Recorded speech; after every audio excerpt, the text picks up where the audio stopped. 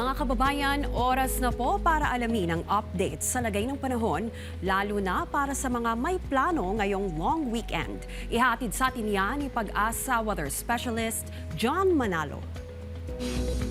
Magandang hapon po, Ms. Trixie, at ganoon din sa ating mga taga-subaybay dito sa PTV4. Ang nakaka-apekto po sa atin sa kasalukuyan ay itong hanging habagat. Pero limitado na lang po yan dito sa Ilocos Norte, Cagayan Islands at probinsya ng Batanes. Ibig sabihin ay magiging maulap pa rin ang ating magiging kalagayan ng panahon at nandun pa rin yung tsansa ng mga pagulan. Pero dito sa Metro Manila at sa natitirang bahagi ng ating bansa ay maaliwalas po. Ibig sabihin ay mababa lamang yung tsansa ng mga pagulan, pero posible pa rin yung mga localized na thunderstorms o yung mga panandaliang pagulan for specific places lamang. Halimbawa sa Metro Manila, may mangilan-ilang city na posibleng makaranas ng panandaliang mga pagulan lamang.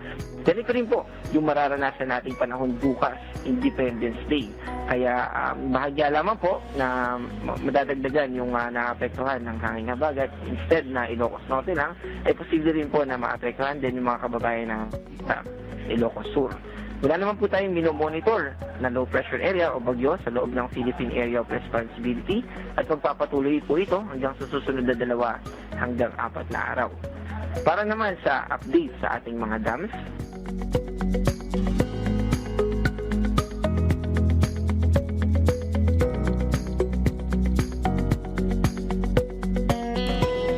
ito po si John Manalo, mag-ingat po tayo.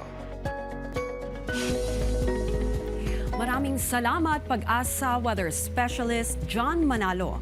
At yan ang update sa mga oras na ito. Muli sa pabago-bagong panahon, maging listo dahil ligtas ang MyInfo.